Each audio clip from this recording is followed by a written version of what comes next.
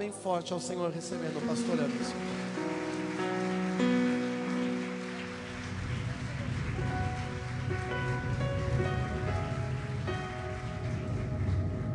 Glória a Deus. Queridos, recebam a paz do Senhor. Abra a Bíblia comigo, por favor. Evangelho de Lucas,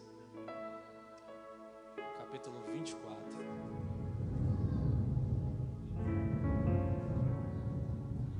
Deus abençoe. Lucas, capítulo 24. Eu quero ler a partir do versículo de número 13. Glória a Deus. Evangelho de Lucas, capítulo 24, verso 13 a seguir.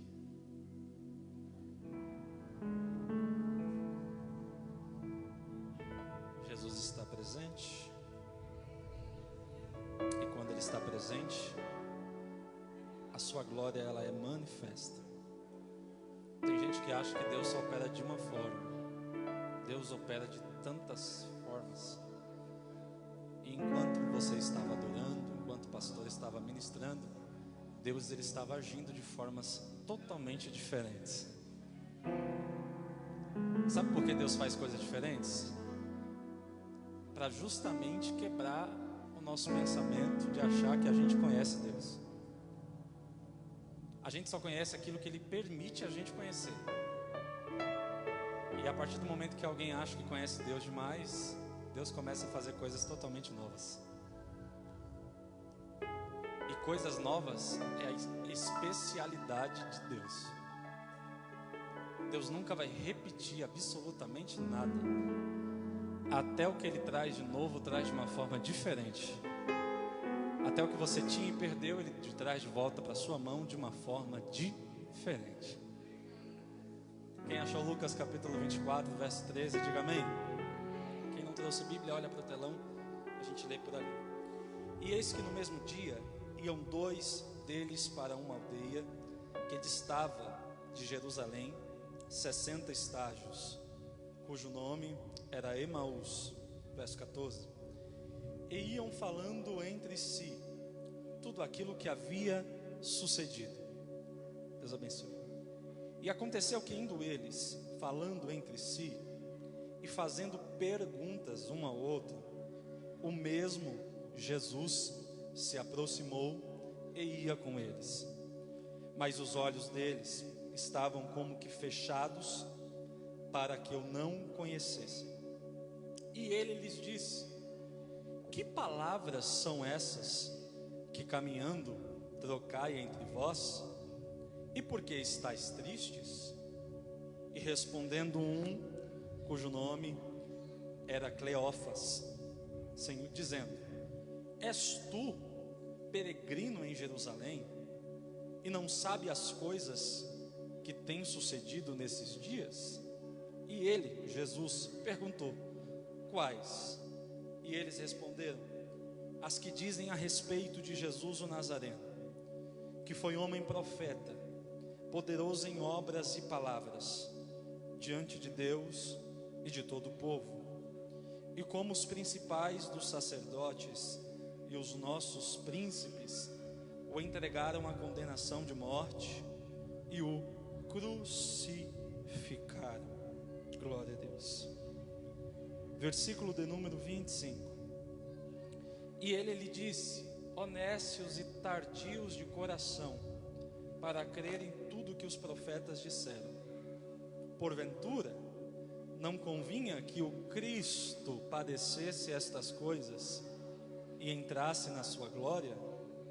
E começando por Moisés e por todos os profetas, explicava-lhes em todas as Escrituras o que dele estava escrito.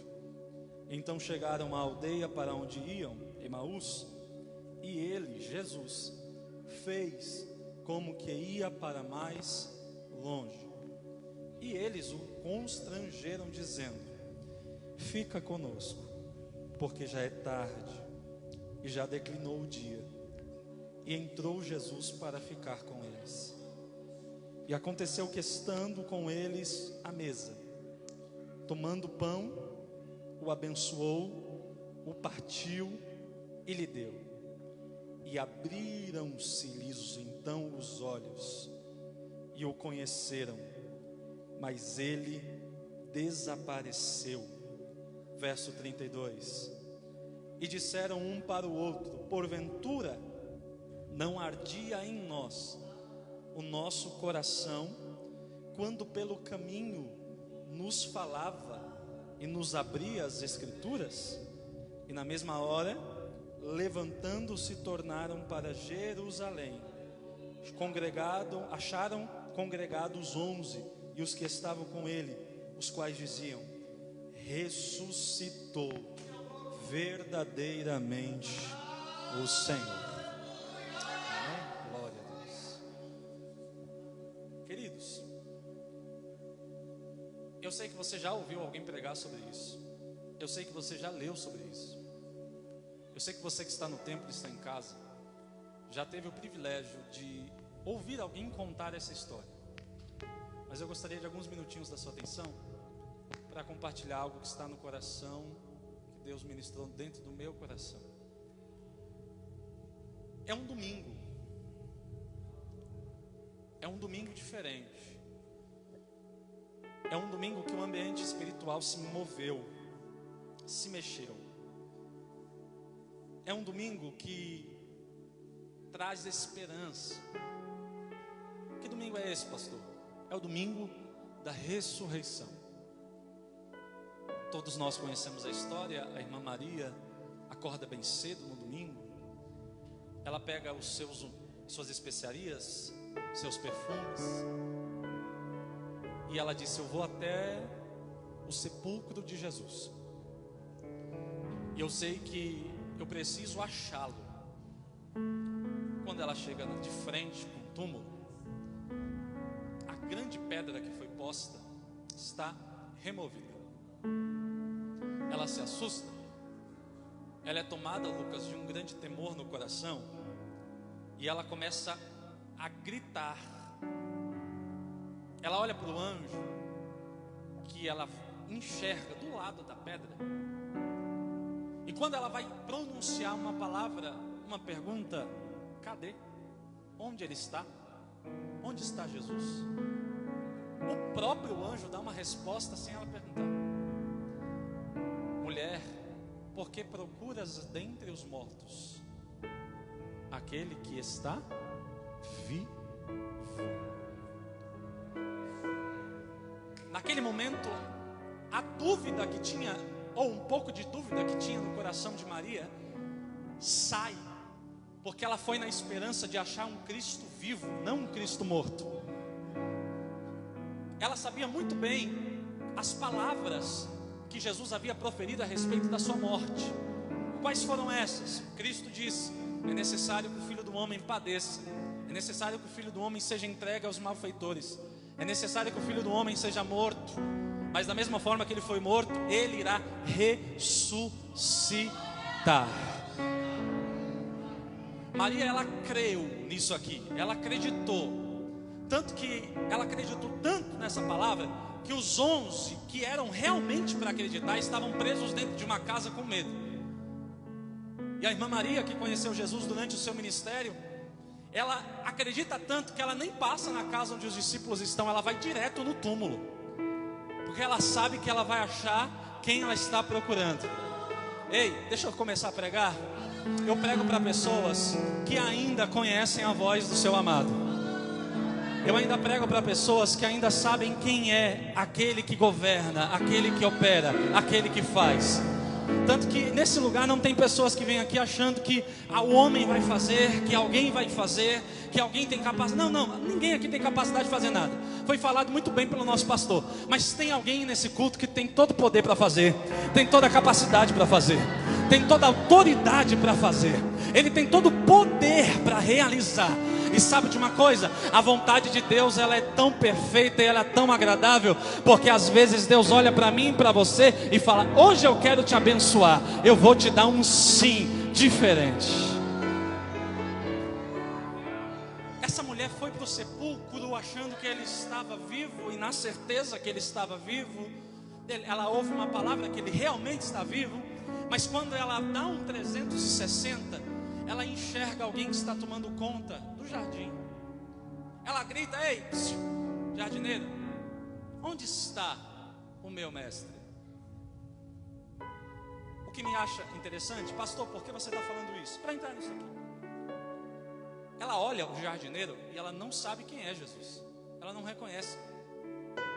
Os dois, Cleófas e o seu companheiro, estão num caminho de Jerusalém para Emaús, aproximadamente 12 km, 12 quilômetros de distância, 60 estádios.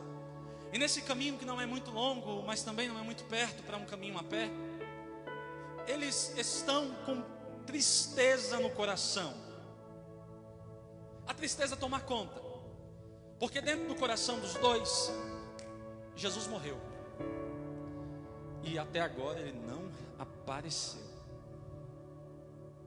Eles estão voltando para casa. O texto vai dizer para a gente que iam dois deles para uma aldeia que estava de Jerusalém. Um dos versos desse texto, lê depois completo na sua casa, vai falar que eles estavam junto com os 11 e os outros que estavam com eles.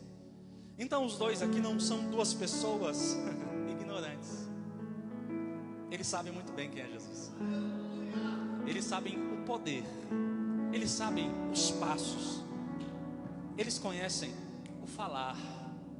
Eles sabem qual é o cheiro de Jesus. Porque quem anda com Jesus não tem como. Começa a sentir o cheiro dele. Começa a saber o jeito que ele anda. Sabe da forma que ele trabalha. Sabe quando ele chega na casa.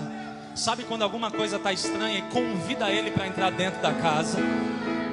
Quem conhece, quem anda com eles, tem alguns sinais de quando ele aparece. Mas para eles e para Maria, nenhum dos três reconhece quem é Jesus. Por que, pastor, que Jesus ressuscita, aparece e ninguém sabe quem é ele? Simples. Eles estavam com uma mente de um Cristo maltratado na cruz. Ai, como ele estava maltratado. Isaías teve uma revelação que ele vai dizer o seguinte: olhávamos para ele e beleza nenhuma víamos nele para que o desejássemos. Jesus estava maltratado na cruz. Ele apanha, ele leva cuspe na cara. Alguém fala assim: ele é rei, então pega um manto, uma coroa, vamos bater no rei. E começam a bater nas costas do rei. E o chicote romano tem osso de animal na ponta, viu? Então cada chicotada é a carne do meu Jesus e do seu que sai. O sangue começa a jorrar. Colocam o manto, aquela pele gruda nas feridas, estanca o sangramento. Na sua cabeça é uma coroa de espinhos, e não bastar uma coroa de espinhos, alguém pega uma madeira e bate na cabeça dele. Aquilo entra ao ponto de dar um derrame cerebral. Mas ele sobrevive. Ele aguenta firme. Ele vai para uma cruz que não é dele. Então quando vão puxar, por causa do tamanho de Barrabás é diferente de Jesus, o sofrimento é muito maior. Eles estão embaixo, vendo tudo, e na mente deles é um Cristo que está sofrendo. Mas quando Jesus ressuscita e aparece, ele aparece com um corpo glorificado, diferente. Como assim, pastor? Diferente? Ele aparece totalmente diferente. As únicas feridas nas mãos e nos pés são as que ficam. Os cravos, a marca dos cravos. Ninguém reconhece quem é Jesus. Quando ele responde à chamada de Maria e fala assim: Maria, chamando ela pelo nome, aí sim ela reconhece: mestre, Rabi, és tu? Mas enquanto Cristo não chama ela pelo nome, ela não sabe quem é. É a mesma coisa dos dois aqui, estão caminhando junto. Imagina comigo 3 pessoas caminhando numa terra de caminho para Emaús, uma pequena aldeia. E no meio do caminho, a conversa é triste, a conversa é de reclamação, a conversa é de um teor para baixo. Quem é que nunca enfrentou um dia desse? Quem é que nunca enfrentou um dia que você não consegue liberar uma palavra de alegria? Quem é que nunca enfrentou um dia que você não consegue dar um motivo para dar risada, para sorrir? Pelo contrário, é só tristeza, é só dificuldade, aquilo vai te jogando cada vez mais para baixo. Aí ele aparece: pastor, por que você está indo devagar? Porque eu prego para a mente, eu não prego para corpo. Não me preocupa ver você saltar, pular e correr e voltar vazio. Eu prego para a mente. E sabe o que acontece quando a mente entende? O corpo reage. Então você não vai ver ninguém pedindo para você dar glória a Deus hoje. Se você quiser dar glória a Deus, a palavra vai te impulsionar. Quando alguém está triste, ele resolve aparecer. Oi? Para onde vocês estão indo? A gente está indo para Emaús. Mas qual é o assunto que vocês estavam conversando que eu vi vocês falando? Primeira lição: Jesus não está desapercebido. O meu Cristo, ele não está desapercebido. Porque tem gente que acha assim: ah não, Jesus está na ponta do altar e lá no fundo ele não está ouvindo nada do que eu estou falando, que eu estou reclamando do culto, que eu estou reclamando do som, que eu estou reclamando do pastor. E Jesus está dizendo: olha, eu sei de tudo, eu estou em todos os lugares, mas eu quero ouvir. Que assunto é esse aí que vocês estão falando? És tu, peregrino? Olha a grosseria de alguém que não sabe que é o mestre. És tu, peregrino em Jerusalém, não sabe o que aconteceu com ele? Não. O quê? Quais? O que aconteceu? Eu amo tanto Jesus. O pastor Cláudio Duarte vai dizer que Jesus é cínico às vezes. Parece que Jesus é cínico, gente. Como assim? O cego, de nascença. O que você quer? Quero ver. O cara é cego, de nascença. O que ele mais quer na vida? Ver. Por que Jesus pergunta para um cego o que ele quer? Jesus é divertido. Ele pergunta: o que está acontecendo? Fala. Porque tem vezes que Deus quer ouvir você falar. Porque o diabo, no século 21, quer calar a voz da igreja, quer calar a voz do adorador, quer fechar a voz, ao ponto de você entrar em casa, ficar trancado, de boca fechada, não ter conversa, não tem comunhão na mesa, cada um vai para um canto, e Deus está dizendo: expõe para fora, porque eu quero ver o que está acontecendo, eu quero sentir o que você está sentindo, coloca para fora. Quanto mais você coloca para fora, mais Deus vai começar a tratar com você. Não entendi, pastor. Aquilo que te prende aí dentro, aquilo que te machuca aí dentro, aquilo que te domina aí dentro, só tem liberalidade e autoridade espiritual quando você não abre a boca para falar onde é que está a dor. Mas a partir do momento que você fala: está doendo aqui, eu preciso ser curado aqui, eu preciso ser tratado aqui, Deus está dizendo: agora eu entro em Shalá.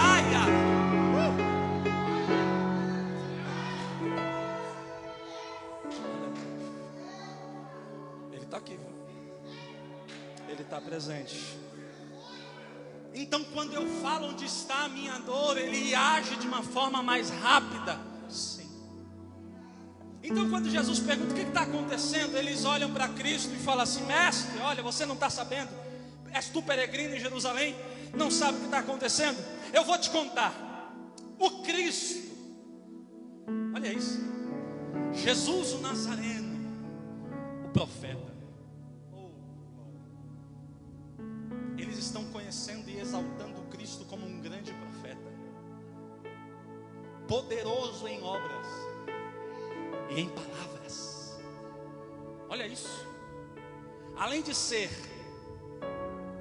o Jesus de Nazaré, o Nazareno, ele é poderoso. Eles estão falando para o próprio Cristo: olha, tu é profeta. Em outras palavras, Cristo está ouvindo isso, está dizendo assim: eles estão dizendo que eu sou profeta, estão dizendo que eu sou poderoso em obras e poderoso em palavras.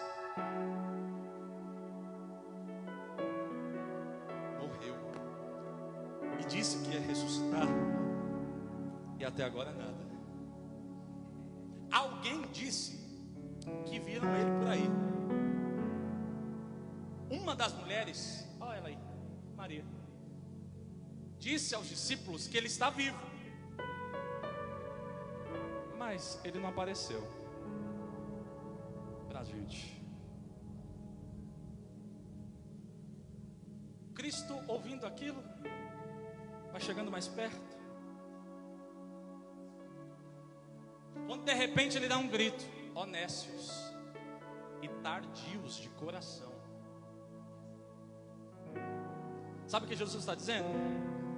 Ó loucos, tardios de coração para crer em tudo que os profetas falaram.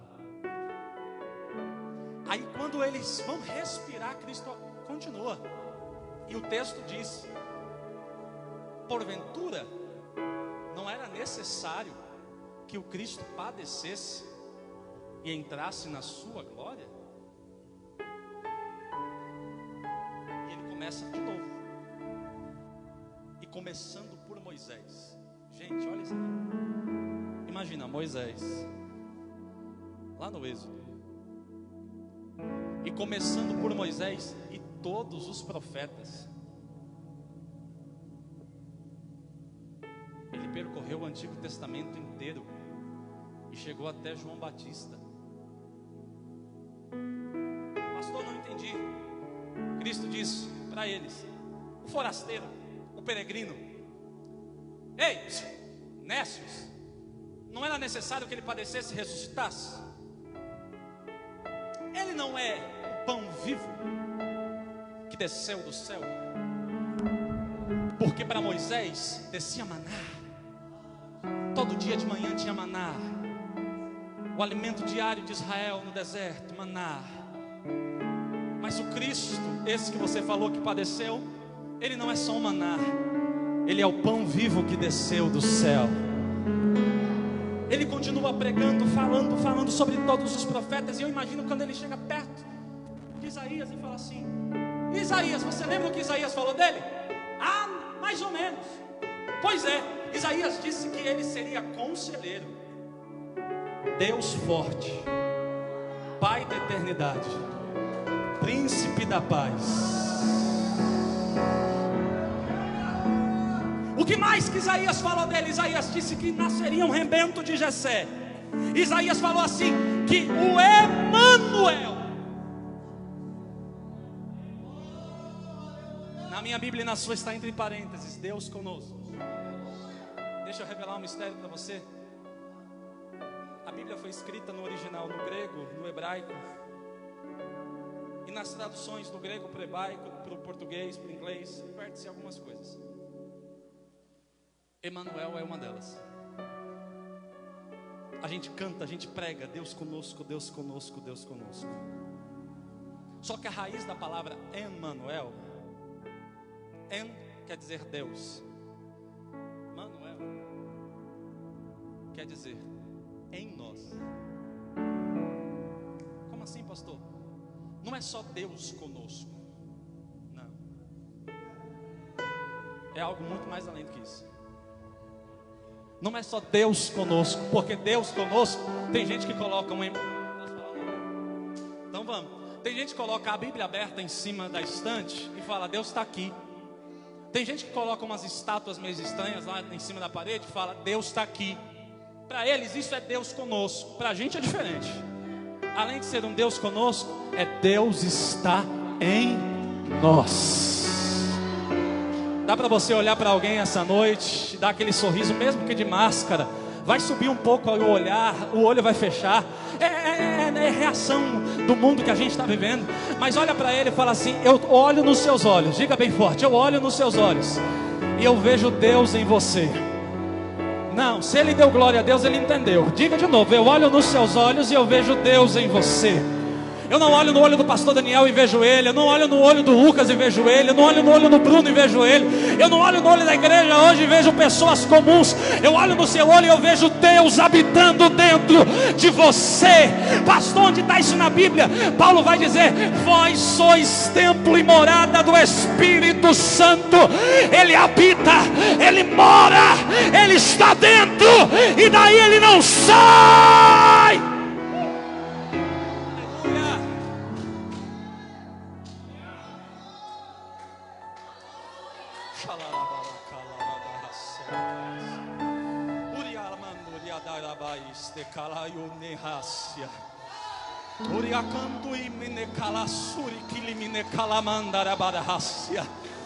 Deus está em nós. Repare que não precisa de culto para você sentir a presença de Deus. Não precisa você ir no encontro dos profetas, na tarde do profeta. Não precisa você procurar o profeta do RG, o profeta do CPF. Não precisa de nada disso.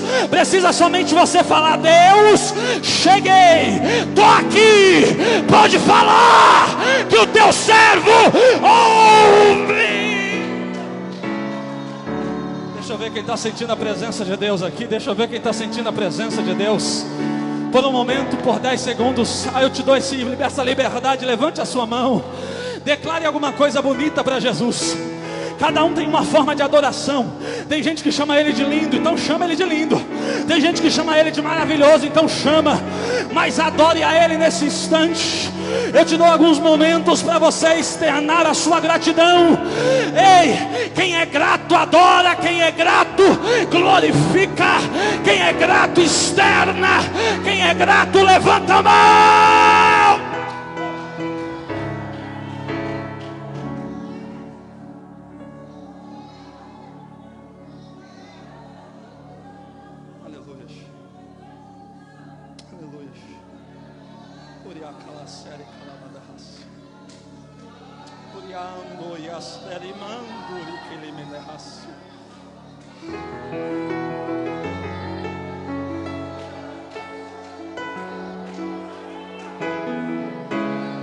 Feche os seus olhos agora e entre nesse ambiente espiritual. Feche os seus olhos agora e entre no ambiente espiritual. Pastor, mas eu não consigo. Consegue sim. Fecha o olho, liga a tua mente em Deus.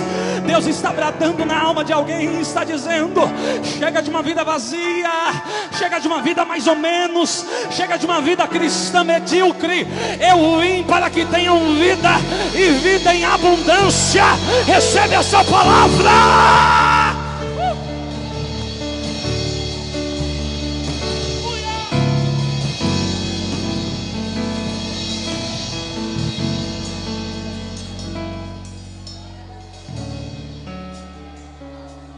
Aleluias. Oh, aleluias. Aleluias. Quando Cristo chega em João Batista, Cristo olha para ele e fala assim: para terminar, esse Jesus a quem você está falando. João Batista olhou para ele e falou assim: eis aí o Cordeiro de Deus, que tira o pecado do mundo. João Batista era primo de Jesus. Quando Jesus chega diante de João, pastor, na beira do ribeiro, na beira do Rio Jordão, João está aqui, gente, ó, matando um e ressuscitando. Porque para quem não sabe, batismo nas águas é morrendo para o mundo e renascendo em Cristo. E batismo é para arrependimento de pecados. João pregava e chamava: raça de víboras, quem vos ensinou a fugir da ira vindoura? João pregava chamando o povo de cobra, e era uma multidão que ouvia João. Eu vou falar.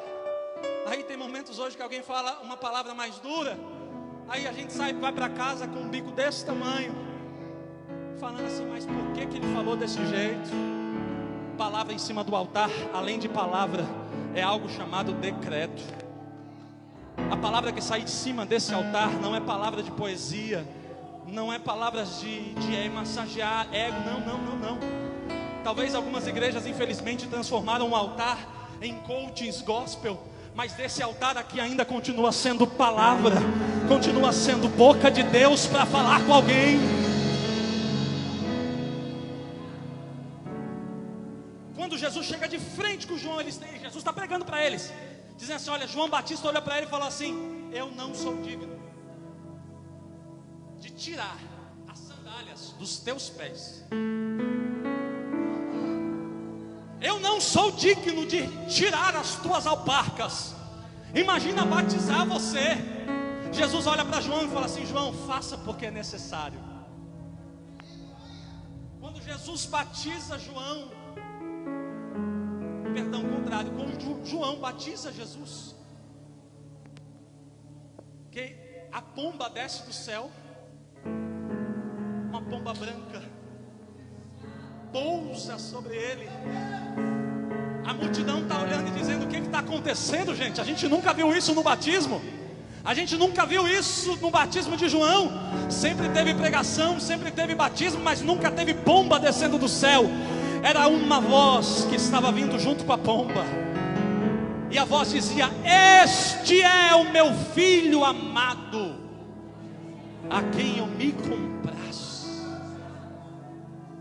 Quando Jesus levanta e vai embora, Jesus está lá, ele brada para os discípulos dele e para todos que estão ali: eu vos batizo com água. Mas ele levanta a mão e o dedo de profeta e fala assim: mas ele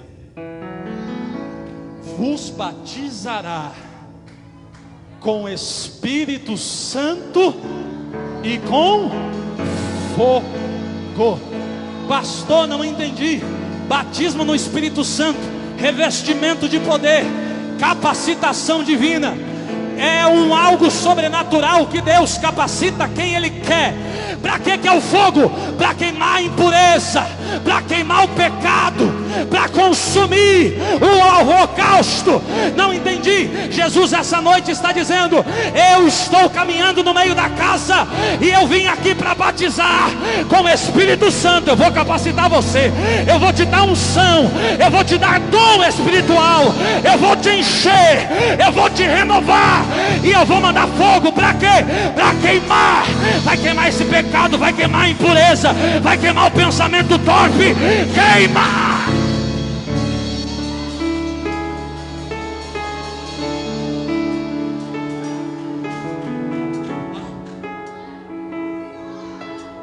Posso falar?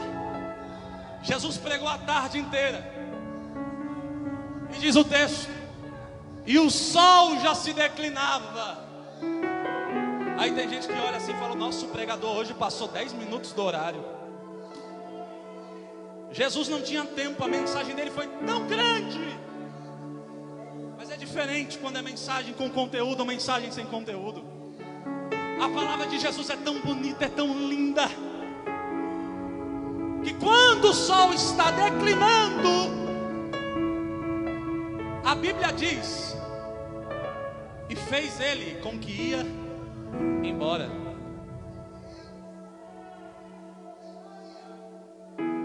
E fez ele com que ia embora.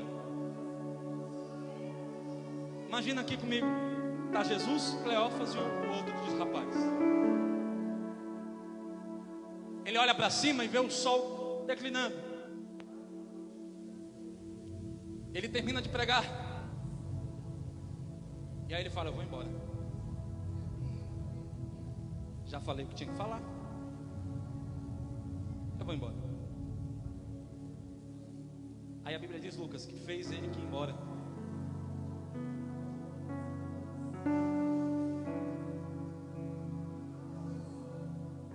Lá onde está o Bruno estão eles. Jesus está aqui, ó.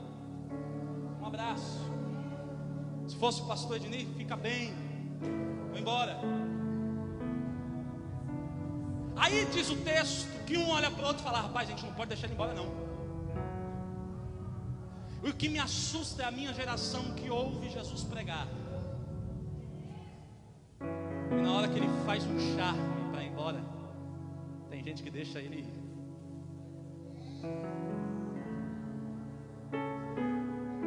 Sabe por que muitas igrejas estão vazias de Deus? Não estou falando de pessoas, estou falando de Deus. Porque Jesus estava tão perto deles. E Jesus gosta de charme, Jesus é charmoso. Ele está fingindo que ele vai embora. E tem gente que fala, vai embora mesmo. Pode ir. O que me assusta é alguns dos que estão me ouvindo que tinha Jesus tão perto. Jesus fez charme para ir embora e você deixou. Vai, tchau. Até a próxima. Mas eles usaram de uma inteligência muito grande. Um olha para o outro e fala, não, vamos deixar. Não deixa, não deixa. Se você não fazer nada, eu faço. Ei, vai embora não. Fica aqui conosco. Fica aqui em casa conosco. Fica perto da gente. Deus está tratando com algumas pessoas essa noite. Você perdeu a presença de Jesus, deixou ele embora. Jesus estava esperando você chamar e você não chamou. E ele saiu, porque ele é educado. Apocalipse 3 vai dizer que ele bate na porta. E disse ele, se alguém abrir a porta, eu entro. Cearei com ele e ele comigo. A ceia está pronta. A mesa está posta. E ele está na porta esperando, dizendo, abre. Eu estou aqui. Não espere Jesus sair para bater na porta quando você tiver a oportunidade de chamar ele para dentro. Não experimente viver uma vida sem Deus, uma vida ausente, uma vida sem milagre, uma vida sem presença de Deus, do que viver uma vida plena em Cristo. Não deixa. Cristo hoje está alertando a igreja, porque ele de vez em quando faz isso com a gente, viu? Ele finge que vai embora, mas ele está esperando alguém chamar. Jesus, vai embora não, fica aqui dentro. O sol já está declinando, a noite está chegando, fica aqui. Fica aqui. Deus está bradando no coração de alguém, perguntando, onde é que está alguém que tem coragem de falar para Deus, não vai embora, fica aqui. Fica aqui. Fica aqui dentro. Feche os seus olhos, eu te dou 20 segundos. Chama Jesus para entrar.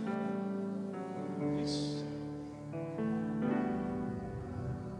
Chama Jesus para entrar naquela casa que as drogas já estão tomando conta.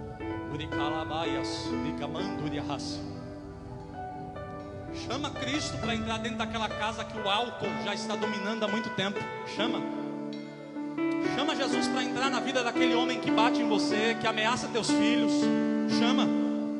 Chama Jesus para ficar perto de você, porque teu pai não te entende, tua mãe não te entende, tua família não te entende, ninguém te entende, mas Ele te entende, porque Ele te formou, Ele te criou, Ele te ama. Chama Ele agora. Chama Jesus para entrar nessa vida vazia aí. Chama Jesus para entrar naquela empresa de todo mundo que está querendo sua cabeça em cima de uma bandeja. Chama Jesus para entrar no ministério. Chama Jesus para entrar na tua parentela agora. Chama. Está na hora da igreja acordar e não deixar Jesus ir embora.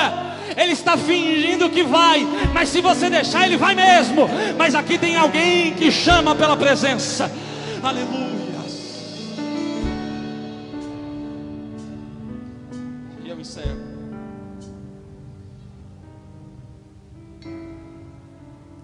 Já que vocês querem, eu entro. Jesus entrou para dentro. Aleluia.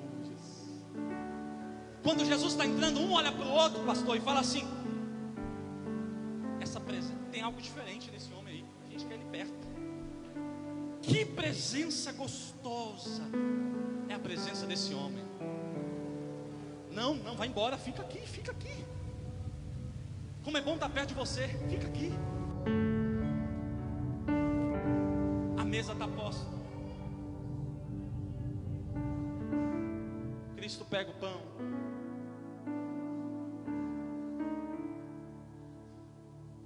E parte.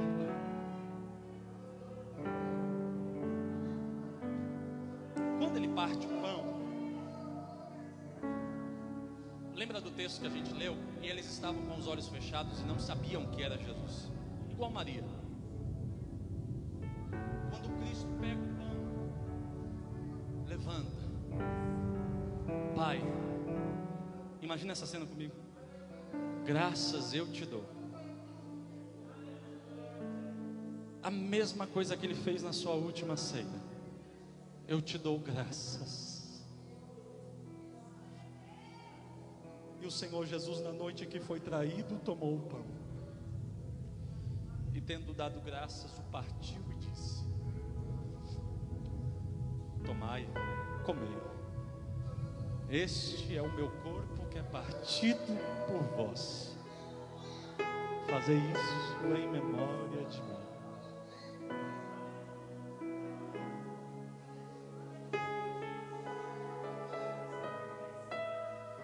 Quando ele parte o pão, eu tenho que falar isso.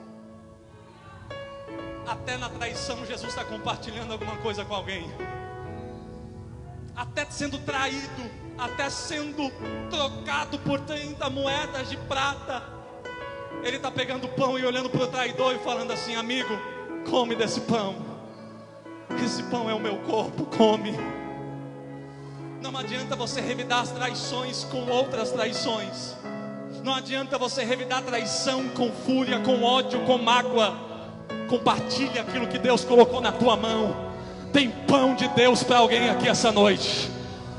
Cristo, na noite que foi traído, ao invés de xingar, ao invés de reclamar, ao invés de murmurar, ele pega pão e dizendo: aquilo que eu recebi do Senhor eu te dou, come desse pão. Aleluia. Quando ele parte o pão, os olhos dele se abrem. Um olha para o outro e fala assim: Cleófas, não ardia. A palavra arder aqui do grego koiné quer dizer incendiava. Não está incendiando. Aleluia. O seu coração não parece que ia pegar fogo quando ele estava pregando mais cedo. O outro falava: meu coração ardia como fogo. Aleluias. Não tem como Deus falar com alguém e um coração de pedra continuar sendo pedra. Não tem como Deus falar com alguém e o coração de gelo continuar sendo gelo. Não tem como Deus falar com alguém e o coração duro continuar sendo duro. Eu vejo um martelo chamado palavra, e esse martelo está batendo, está batendo, está batendo, e está dizendo: eu estou quebrando o coração de pedra essa noite. Eis que eu tirarei o coração de pedra e colocarei um novo coração de carne.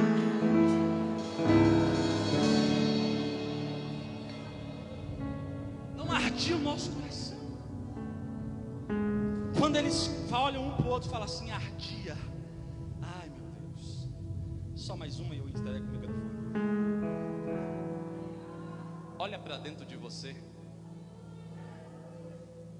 Faz aquele teste. Sabe aqueles que aparecem no Facebook? Vamos espiritualizar? Um teste cristão. Um teste de espiritualidade. Como era você há 10 anos atrás? E como é você hoje? Como era você no início da sua caminhada com Deus? Ah, pastor, era bom demais. Eu orava 3 horas por dia. Eu jejuava 5 dias por semana. Era eu orar, Deus bradava. E o que aconteceu? Como é que está a tua vida de oração hoje? Como é que está o teu jejum hoje? Porque jejum para muita gente, né? Tem dicionário de crente que não sabe nem o que é jejum, né? Como é que está a sua intimidade com Deus? Como é que está o seu quarto? Labaias, tu que me derrasse.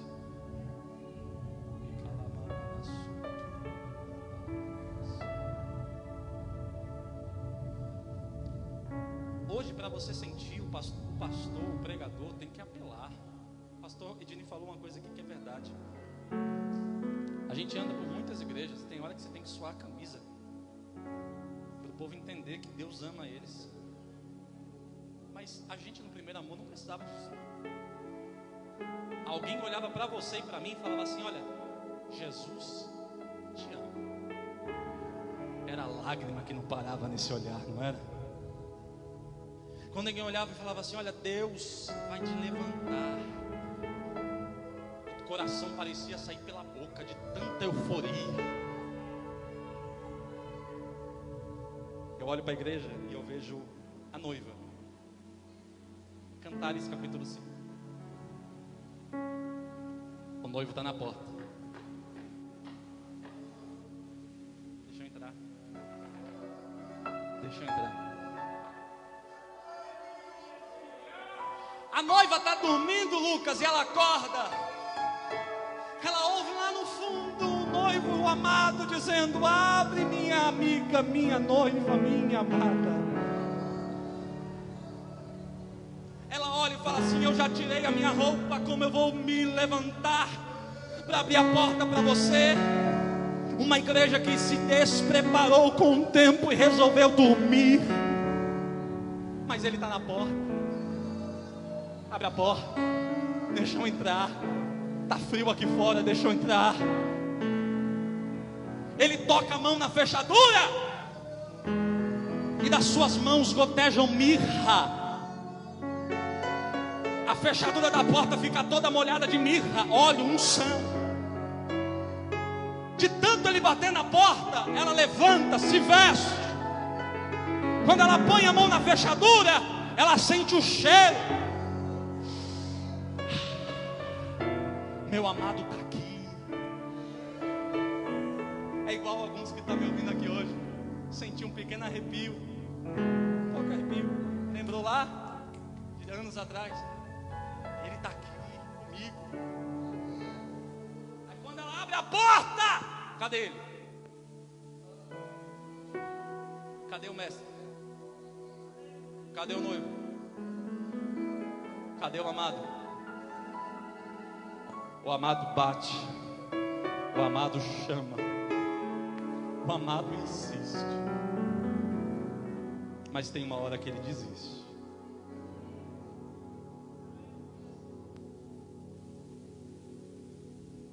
Ela confunde o cheiro com a presença dele. Deus tem muito mais do que um arrepio. Deus tem muito mais do que uma profecia. Deus tem muito mais do que uma visão. Deus tem muito mais do que um sonho. Porque tem gente que fala: Deus apareceu para mim em sonho. E eu sei que Deus fala em sonho, mas Deus não está dizendo: eu não tenho só isso.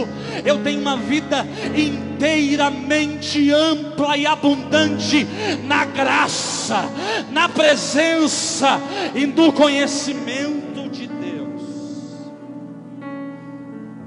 Ela corre desesperada e eu entrego. Ela vai até a cidade e ela começa a chamar: alguém viu meu amado? Eu estou à procura dele. Como é que ele é?